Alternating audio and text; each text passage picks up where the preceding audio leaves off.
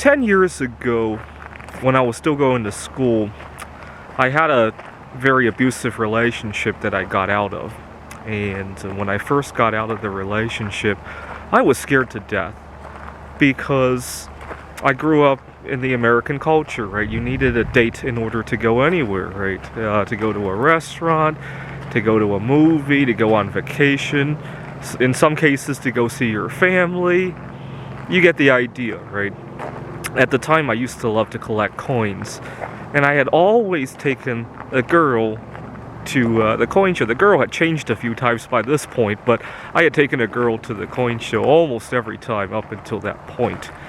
And the day I broke up with her, we were going to have a coin show in a couple of weeks, and I knew it was too short of a time frame to find somebody else to take to that coin show. And so I almost didn't want to break up with her, but I was on the verge of being kicked out of school. I was on the verge of going bankrupt. I was losing the respect of all of my friends. And I thought, oh, okay, I'll give up the coin show. And I broke up with her.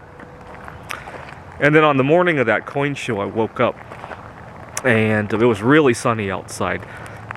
You got to remember, I didn't plan on going to this coin show, but I woke up and thought it would be a huge loss not to at least ride my bicycle to the coin show just to say hello to my old friends, right? The venue was about 5 or 6 miles away from where I was living.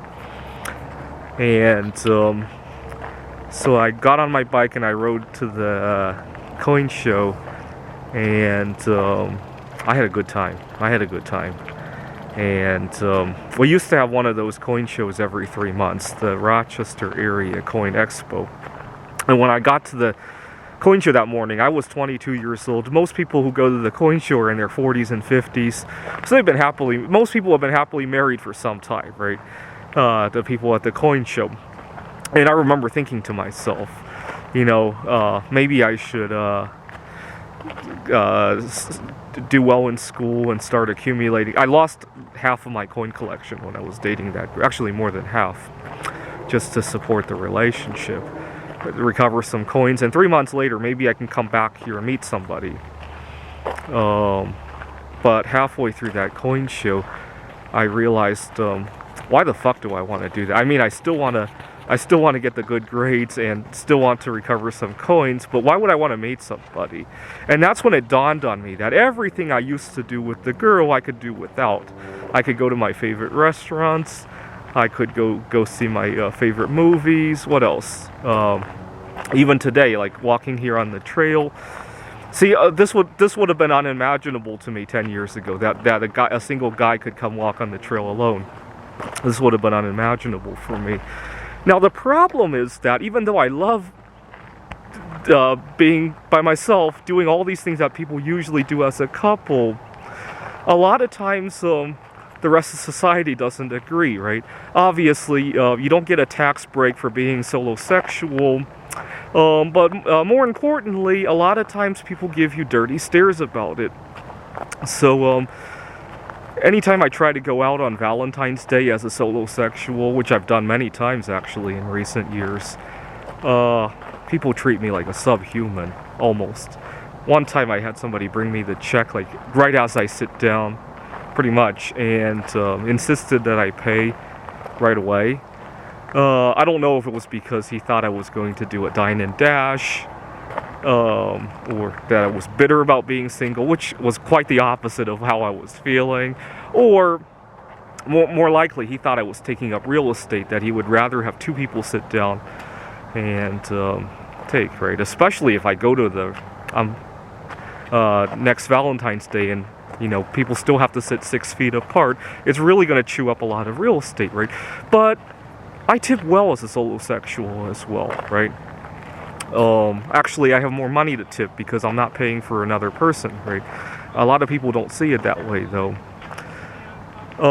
What's really sad is how people talk about love, right? So I work with 2 coworkers. I think they are in their late 50s, early 60s, a couple working together at the university where I teach. And even I make this mistake. I was just thinking about how they're so lucky to have each other.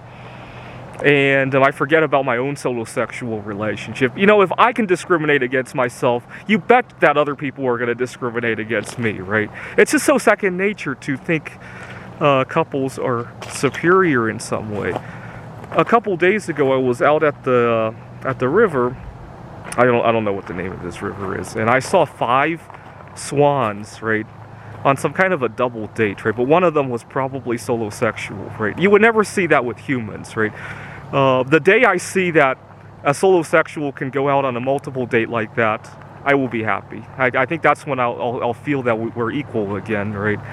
But when we first went into lockdown in March, I was scared to death as well. I thought my life was over. I couldn't go see my girlfriend. She's 23 years old. She lives with her parents and grandparents.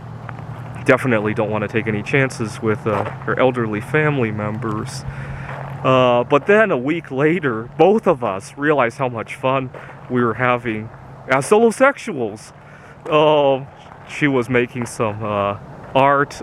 She made this sculpture of I don't recognize it, but she was having a lot of fun. I was writing the #1 backgammon game in the world. I was out walking along the trails. I was taking pictures of 5 swans going out on a date and thinking about when humans will do that. Anyways, so I celebrate my 10th solo-sexual anniversary this year. And it's the biggest love story in my life, a lot bigger than the heterosexual or homosexual. I've been in 1 homosexual relationship. I just wanted to experiment a little bit. Better than any of that, right? Anyway, but unfortunately, I hope we see it that way one day. As for the tax benefits, why does the government even get involved in your relationships, right? I say everybody pay taxes as an individual, right? Not as a family, but that's another story for another time, right? All right, thanks for watching.